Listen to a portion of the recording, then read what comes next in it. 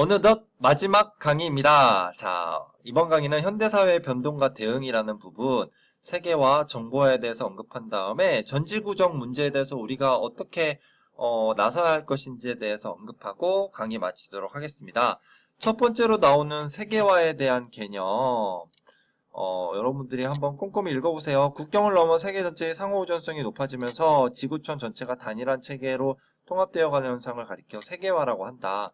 지구화라고 하기도 하고, 근데 이제 경제적인 의미에서 세계화라는 게 이제 일반 명사처럼 되면서 이제 세계화라는 명칭을 더 많이 쓰고 있어요. 여기서 상호의존성이라는 단어는요, 그러니까 서로 의존하게 되었다라는 거예요. 그래서 지금 우리나라의 경제나 우리나라의 어떤 정치, 군사적인 부분은 다른 나라들의 협조, 다른 나라들과의 협력 없이는 굴러가지가 않아요.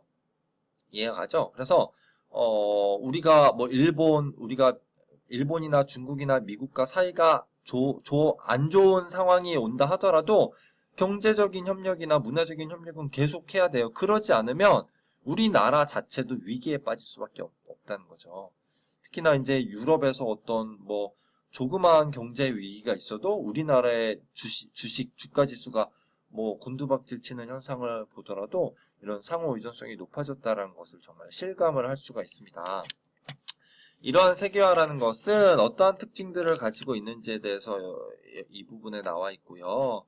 그리고 세계화가 우리에게 어떤 영향을 주고 있는지에 대해서 그 다음 페이지에서 나와 있습니다. 그래서 세계화의 전반부는 세계화가 우리에게 가져다주는 긍정적인 부분들이에요. 그래서 뭔가 우리나라의 부족한 부분들을 다른 나라의 민주주의나 인권 개념이 발전한 나라의 도움을 받아서 점점 발전할 수도 있고 또 다른 나라의 도움을 받아서 뭔가 개선시켜 나갈 수도 있고, 그렇죠? 뭐 그 다음에 어떤 국제적인 문제를 해결해 나가는 데 있어서 서로 협력하고 힘을 합치면 그 문제를 해결할 수 있는 가능성이 높아지겠죠, 그렇죠? 그리고 뭐 간단히 생각했을 때 우리나라에서 나지 않는 여러 가지 다양한 맛있는 것들을 바나나, 파인애플, 뭐 요즘에는 그 뭐죠, 망고나 망고스틴 같은 것도 수입해서 많이 먹더라고요. 그런 것들을 누릴 수 있는 것들. 그런 것이 세계화의 긍정적인 영향이라면 세계화의 부정적인 부분은 여러분들이 이미 알고 있어요. 어떤 그 빈부격차가 심화되고 일자리가 불안정해지고 그다음에 서구 중심으로 문화가 획일화됨으로써 전통 문화가 사라지게 되고 소멸되고 이런 어떤 문제점들이 나타날 수도 있다. 그러면 그러한 세계화의 문제점들에 대해서 우리가 어떻게 대응할 것인가?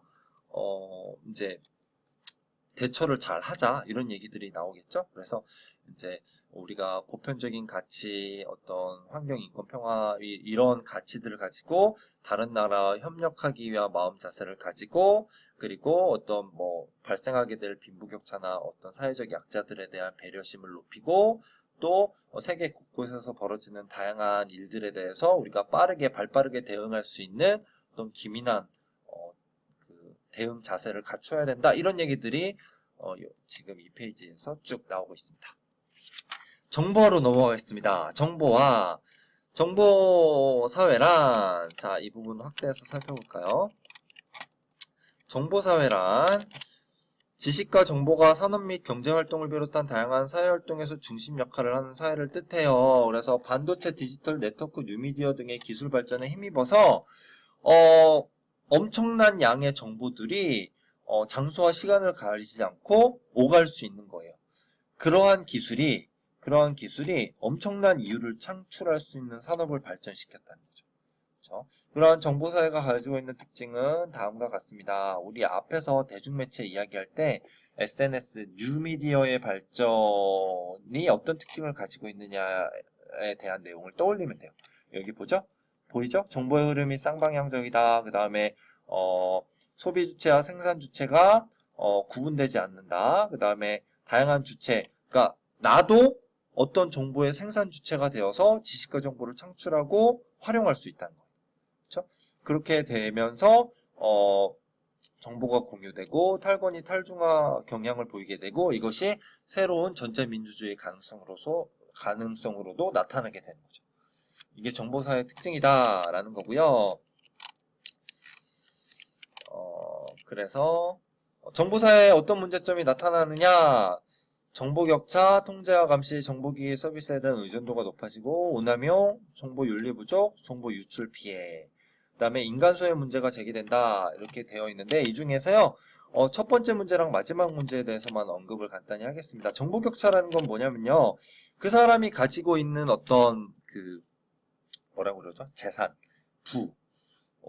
그 사람이 가지고 있는 어떤 권력이나 부에 의해서 그 사람이 누리게 되는 정보의 양도 결정된다는 거예요. 근데 우리가 살고 있는 정보사회에서는 정보가 곧 부를 창출하는 시대이기 때문에 정보를 많이 갖고 있을수록 돈을 더 많이 벌고 정보에서 소외될수록 돈을 못 벌게 될 가능성이 높아지는 거죠. 그러면 뭐가 되느냐? 부가 재생산되게 되는 거예요.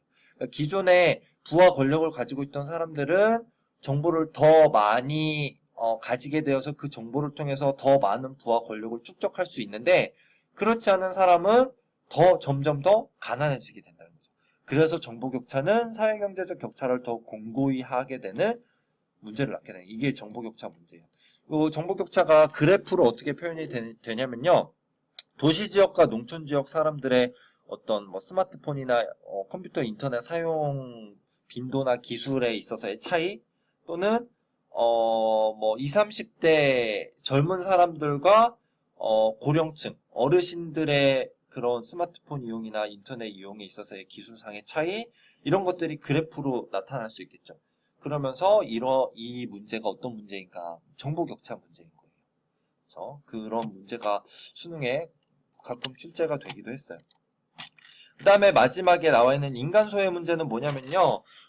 이것도 역시 대중매체 부분에서 제가 살짝 언급했어요. 뭐냐면 대면 접촉이 사라지게 된다는 거예요. 그 이전에는 오프라인에서 서로 얼굴 맞대고 대화 나누고 서로 협력을 했는데 이제는 얼굴 볼 일이 없어. 심지어는 옆에 있는 친구와도 카톡으로 대화를 나눈다니까? 그러다 보니까 어떤 문제가 생기게 되냐면 인간 소외 현상이 나타나게 되는 거예요. 다른 사람과 관계 맺음을 할 줄을 몰라. 그리고 사이버 세계 속에 자기 자신을 투영시키면서 결국에는 사이버 세계에서 자기가 딸을 당하고 뭔가 소외를 받게 되면 자살을 하게 되는 현상까지 벌어지게 되는 거죠. 그래서 건강한 사회적 관계 형성에 장애가 될 수 있는 문제가 나타난다. 이런 인간 소외 문제가 정보사회에서 나타날 수 있다는 거죠. 그러면 이러한 다양한 문제점들을 해결하기 위해서 어떻게 해야 하나요? 어떻게 해야 하나요? 뭐 대처 방안들에 대해서 나와 있죠. 그래서 비판적인 안목과 판단력을 길러야 되고 사회적인 참여에 관심과 노력도 해야 된다. 이런 얘기들이 쭉 나와 있습니다. 여러분들이 어렵지 않게 읽어보고 이해할 수 있겠습니다. 그 다음 페이지로 넘어갈게요. 그 다음 페이지로 넘어가면 제 얼굴 치우고 전지구역 차원의 문제, 어떤 문제점들이 나타나고 그에 따라서 어떤 해결 방안들이 있겠느냐 에 대한 내용이 나와 있어요. 그래서 요즘 나타나고 있는 사회 문제들은요. 한 국가 안에서만 벌어지고 해결될 수 있는 문제가 아니라요. 국경을 넘어서 여러 국가에 걸쳐서 나타나는 사회 문제들이 굉장히 많아요. 예를 들어서 일본에 대지진이 일어나서 후쿠시마 원자력 발전소에 뭐라고 그래서 방사능이 유출이 되는 사고가 있었잖아요. 그게 일본에만 영향을 끼친 게 아니라 태평양을 인접하고 있는 여러 국가들, 특히 그 이웃 국가인 우리나라에 정말 심각한 피해를 가져다 줬던 사고가 바로 후쿠시마 원자력 발전소 사고였던 거죠. 그렇죠? 그리고 더 이상 특히 뭐 다른 사례를 찾아본 중국에서 불어넣은 황사 문제는 중국의 문제가 아니라 우리나라의 문제인 거죠. 이런 식으로 전지구적 차원의 문제가 증가하고 있어요. 그래서 여러 국가가 인류가 함께 고민하고 노력해야만 그 문제들을 해결할 수 있다는 거죠. 그렇죠? 그러면 그런 문제가 어떤 문제들이 있느냐? 다음 페이지에 나와 있어요. 환경 문제, 전쟁과 테러 문제, 자원 문제, 남북 문제가 있다. 남북 문제에 대해서 설명해야 될 것 같군요. 남북 문제가 여러분들 헷갈리지 말아야 될 게 우리나라의 남한과 북한 간의 사이의 문제도 남북 문제라고 하지만요. 교과서에 나와 있는 이 남북 문제는 뭐냐면요. 부의 편중 문제. 왜 이걸 남북 문제라고 했냐면 여기 옆에 설명이 되어 있어요. 국제적인 부의 편중 문제를 의미하며 주로 북반구에 있는 선진공업 국가, 유럽 국가들이죠. 유럽 국가들 그리고 미국, 북반구에 있잖아요. 남반구에 있는 저개발 국가 어딜 가리키죠? 아프리카 남반구에 있잖아요. 즉 유럽과 미국 그리고 아프리카 사이의 경제적 격차를 북반구와 남반구로 일반화시켜서 표현한 거예요. 그래서 남북 문제라고 해요. 그럼 국가 간의 부의 편중 문제를 어떻게 해결할 것이냐? 후진국과 선진국 간의 소득 격차가 벌어지고 있는 문제를 어떻게 해결할 것이며, 후진국에서 점점 후진국에서 감염이나 기생충 질환이나 기근, 기아로 굶어 죽고 있는 사람들의 문제를 어떻게 해결할 것이냐? 이거 굉장히 큰 문제죠. 큰 문제예요. 그래서 남북 문제를 어떻게 해결할 것인지에 대해서 국제기구들이 정말 많이 협의하고 논의하고 노력하고 있는데 쉽사리 해결되기 힘든 문제이기도 해요. 이걸 이제 남북 문제라고 한다라는 부분 말씀드릴 거예요. 그러면 이런 전제국 차원 문제에 대해서 어떻게 대처할 것인가? 뭐 서로 뭐 국제적인 연대해야 된다. 뭐 국제기구 열심히 참여해야 된다. 그 다음에 무분별한 개발하지 말고 환경과 인간 고려해서 국제적 약속 지켜야 된다. 이런 여러 가지 이야기들이 나와 있어요. 이 부분도 여러분들이 어렵지 않게 읽어보고 이해할 수 있다. 라는 거고요. 여기 지속가능한 사회, 지속가능한 개발이라는 개념 한번 쭉 좀 읽어봐 주시고요.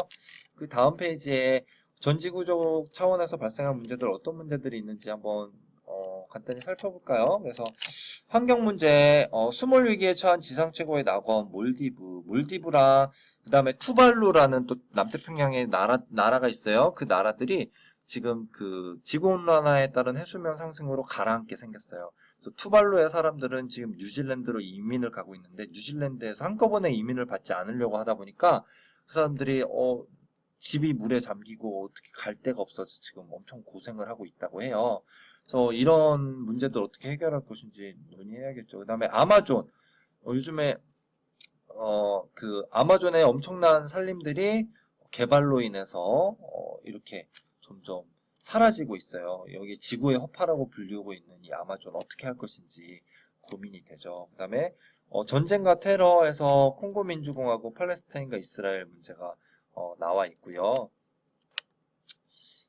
네. 그 다음에 식량 문제, IT 문제, IT가 어디냐면요. 미국 옆에, 쿠바 옆에 있는 조그마한 섬나라예요. 근데 여기에는 먹을 게 정말 없어서 진흙을 구워서 팔고 있대요. 그래서 어린 아이들이 이 진흙 쿠키를, 너무 배고프니까 배에 뭔가를 채워야 되니까 진흙 쿠키를 사 먹고 배탈이 나서 고생하고 죽기도 하는 그런 어려운 상황에 놓여져 있는 국가가 있고요. 필리핀이 이게 동남아시아에 있으니까 굉장히 따뜻한 나라잖아요. 그래서 한때 쌀 농사가 굉장히 잘 되겠죠. 그래서 한때는 쌀을 수출했던 국가인데요. 쌀을 생산해서 먹는 것보다 외국에서 수입해서 먹는 게 더 싸네. 그러고 논을 다 밀어버린 거예요. 그러다가 전 세계적인 식량 위기 상황이 오자 쌀 수입하기가 힘드니까 어떻게 되냐면 필리핀 사람들이 먹을 게 없어서 기아 상태에 놓이게 되는. 그래서 쌀 배급 받으려고 길게 줄 서는 그런 장면이 뉴스에 보도되기도 했었어요. 그 다음에 질병으로 고생하고 있는 우간다와 미얀마의 사례도 소개가 되어 있네요. 그래서 제가 이 부분을 왜 자세히 설명드렸냐면요. 지금 여러분들이 국제 뉴스를 통해서 많은 나라에서 벌어지고 있는 사례들을 여러분들이 보실 수 있잖아요. 얼마 전에 뭐 터키에서 일어난 쿠데타의 문제라든지 뭐 또는 뭐 이제 뭐 중국의 천진에서 터진 커다란 폭발 사고라든지 그런 어떤 국제 뉴스를 봤을 때 그것이 그 나라의 문제가 아니라 곧 우리의 문제이기도 하다라는 것. 우리나라에 뭐 예를 들면 가습기 살균제로 많은 사람들이 죽었잖아요. 그것이 영국 기업에서 개발한 상품 때문에 그렇게 된 거잖아요. 그렇죠? 그러니까 우리나라의 문제가 곧 다른 나라의 문제이듯이 다른 나라에서 벌어지고 있는 다양한 문제들도 우리의 문제다라고 인식하고 항상 관심을 가지고 어디에서 무슨 문제가 왜 벌어지는지에 대해서 여러분들이 잘 머릿속에 정리해두는 작업이 필요하다라는 거. 그게 바로 우리가 세계 시민으로서 살아가기 위한 자세가 아닐까라는 생각이 들어서 자세히 설명을 드렸습니다. 여기까지 해서 사회문화 2학기 과정 모두 마치도록 할게요. 여러분들 강의 들어주시느라 수고하셨습니다. 감사합니다.